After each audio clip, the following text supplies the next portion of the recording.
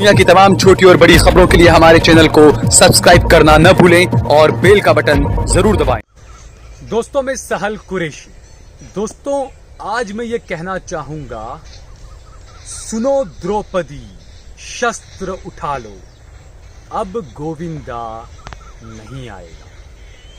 ये मैं इसलिए कह रहा हूं दोस्तों, जिसने बड़े बड़े दावे किए थे, बड़े बड़े वादे किए थे, बेटी बचाओ बेटी पढ़ाओ। और इसके अलावा उत्तर प्रदेश में 2014 में जब लोकसभा चुनाव जो हो रहे थे देश में, उस वक्त उत्तर प्रदेश में भाजपा के नेता जाकर घर घर ये बात कहते थे कि आप बीजेपी को जिताओ अगर आपकी बेटी को बचाना है तो। और उसके बाद में फिर अलग अलग नारे आए, बेटी बचाओ बेटी पढ़ाओ, ये तमाम नारे और सब चीजें जो है वो आती गई। लेकिन मोदी के इन नारों की हकीकत क्या है, वो उत्तर प्रदेश के लखीमपुर में नजर आया।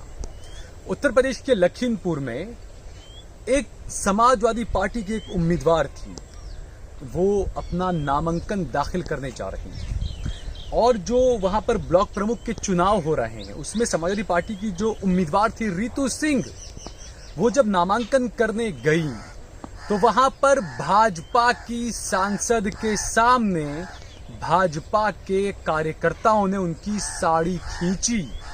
ये वीडियो बड़े जबरदस्त तरीके से खूब छा रहा है सोशल मीडिया पर।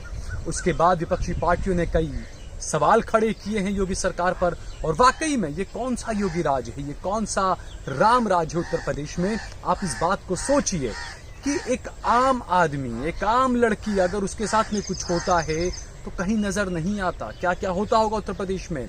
ये बात है कि एक उम्मीदवार समाजवादी पार्टी की, जो ब्लॉक प्रमुख के जो चुनाव होने हैं, उसको लेकर वो अपना नामांकन पत्र दाखिल करने जा रही है। और वहां पर जो वो बीजेपी के कार्यकर्ताओं ने भाजपा के सांसद और भाजपा के विधायक के सामने उसकी साड़ी खींची, उसके साथ में बदतमीजी की। ये लोग कौन हैं ये करने वाले? बताया जा रहा है कि जो भाजपा नेता हैं, जो भाजपा की सांसद हैं, उन्हीं के कोई रिश्तेदार थे जिन्होंने ये कांड किया है। और ये वो लोग हैं जो तमाशा देख रहे थे वहां पर। तो सीधे तौर पर आप ये कह सकते हैं कि ये वही लोग हैं जो 3 तलाक को लेकर मुस्लिम महिलाओं को उकसाने का काम करते थे। 3 तलाक पर ये लोग मुस्लिम महिलाओं को इंसाफ दिलाने की बात करते थे। ये वही लोग हैं जो उत्तर प्रदेश में एक महिला की साड़ी खींच रहे हैं, उसके साथ में बदतमीजी कर रहे हैं, उसको जमीन पर पटक रहे हैं। ये असली हालत है उत्तर प्रदेश की। ये इनका देश जो बताते हैं कि हम देशभक्त हैं, ये उसी पार्टी के लोग हैं। जो बताते हैं कि हम महिलाओं की इज्जत करते हैं, ये उसी पार्टी के लोग हैं। ये वही लोग हैं जो वैसे आपको बताते हैं कि हम महिलाओं की इज्जत करते हैं, उनके सम्मान की बात करते हैं, लेकिन आप जाकर देखिए सोशल मीडिया पर किस तरीके से ये जो कांड करते हैं। ये वही लोग हैं जो सोशल मीडिया पर जो पत्रकार महिलाएं हैं उनको मां बहन की गालियां देते हैं, उनको उनके बलात्कार की धमकी देते हैं, उनकी कई पत्रकारों की बेटियों के साथ में बलात्कार की धमकी देते हैं। ये वही लोग हैं जो ये कांड कर रहे हैं। अब आप सोचिए कि जो योगी जो ये कहते थे कि जो लोग होते हैं, जो आरोपी होते हैं, जो देश विरोधी काम करते हैं, जो वही महिलाओं के विरोध में कुछ काम करते हैं, जो राज्य के खिलाफ कुछ षड्यंत्र करते हैं, उनकी संपत्ति जब्त की जाएगी। यहाँ पर हम पूछना चाहेंगे सूबे के मुख्यमंत्री योगी आदित्यनाथ से, क्या योगी जी एक महिला के साथ, समाजवादी पार्टी की उम्मीदवार जो अपना नामांकन पत्र दाखिल करने जा रही थी, उसके साथ में जो ये घिनौना काम जिन घटिया लोगों ने किया है, क्या आप उनकी संपत्ति को जब्त करेंगे? क्या उनके खिलाफ सख्त कार्रवाई करेंगे, या उनको पकड़ा जाएगा और उन्हें फौरन फिर जमानत मिल जाएगी? ये क्या इस देश में हो रहा है? किस तरीके से झूठे वादे किए जाते हैं, झूठे दावे किए जाते हैं, लेकिन उनकी हकीकत क्या है?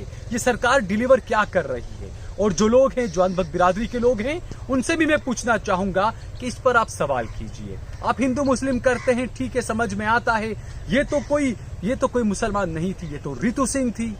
इसके साथ में इसकी साड़ी खींची गई, इनके साथ में इतनी बदतमीजी की गई। अनभक्तों, अगर आप में इंसानियत है, अनभक्तों, अगर आप में थोड़ा सा भी इस देश के लिए प्यार है, अनभक्तों, अगर आपके दिलों में, आपके दिमाग में थोड़ी सी भी इज्जत है मेरे भारत की महिलाओं के लिए, तो अब तो कम से कम कुछ बोल लो कि भाजपा की सांसद के सामने, महिला सांसद के सामने एक महिला उम्मीदवार की साड़ी खींची गई और सब खामोश तमाशा देखते रहे। उसके बाद में सोशल मीडिया पर जब ये वीडियो वायरल हुआ, अखिलेश यादव ने ट्वीट किया इस वीडियो को और कई सवाल दागे योगी आदित्यनाथ पर। और उसके बाद ये बताया जा रहा है कि अब जो है वो पुलिस हरकत में आई है। तो यानी कि जब मामला तूल पकड़ेगा, जब कोई बड़ा नेता ट्वीट करेगा, उसके बाद ही आप महिलाओं के खिलाफ जो कांड करते हैं उनको आप गिरफ्तार करोगे, उसके पहले आप गिरफ्तार नहीं कर सकते। ये पुलिस पर भी सवाल उठ रहे हैं। होना तो ये चाहिए कि अगर कोई वीडियो किसी के पास में आता है सोशल मीडिया पर, जो वीडियो आम हो रहा है, सभी के फोन में घूम रहा है, क्या राज्य के जो मुख्य पुलिस अधीक्षक जो हैं, क्या उनके पास में जो पुलिस के जो मुखिया हैं, क्या उनके पास में ये वीडियो नहीं आता होगा?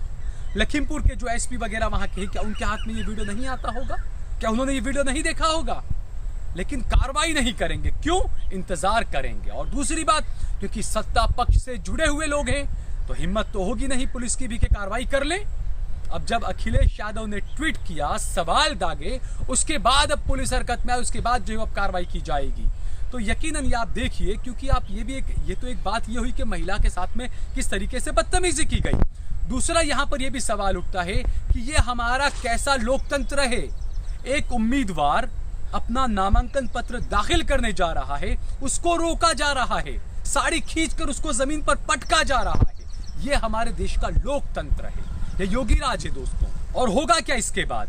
हमने देखा था अभी जब चुनाव हुए थे उत्तर प्रदेश में, तो भाजपा ने अपनी खूब पीठ थपथपाई कि हमने 65 सीटें जीत ली, हमने 68 सीटें जीत ली, हमने 60 सीटें जीत ली।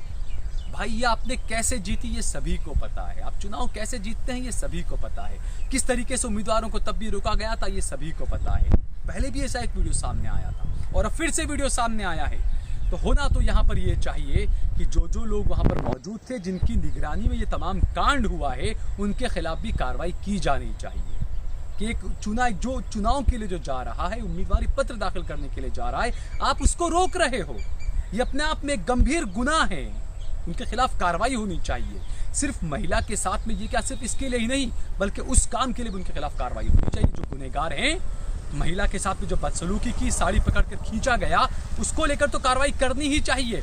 लेकिन चुनाव की प्रक्रिया में रोड़ा अटकाने के मामले में भी कार्रवाई की जानी चाहिए और सरकार को इसका जवाब देना चाहिए। ये कैसा लोकतंत्र है? ये कैसा बेटी बचाओ बेटी पढ़ाओ का नारा है? क्या ये बीजेपी का नारा, जो मोदी के जो लोग हैं, जो सांसद हैं, क्या वो इस नारे को नहीं मानते हैं? क्या इसीलिए भाजपा की सांसद के और विधायक के सामने ये कांड किया गया, तब उनको मोदी का वो नारा याद नहीं आया, बेटी बचाओ बेटी पढ़ाओ? किससे बचानी थी बेटी? बीजेपी के नेताओं से बचानी थी क्या बेटी? इस बात को हमको अब समझना चाहिए। अगर ये वीडियो आपको पसंद आया हो तो इस पर कमेंट करिए, इसे लाइक करिए, इसे ज्यादा से ज्यादा शेयर करिए और अगर आपने हमारा चैनल देश लाइव सब्सक्राइब न किया हो तो हमारे चैनल को जरूर सब्सक्राइब करिए।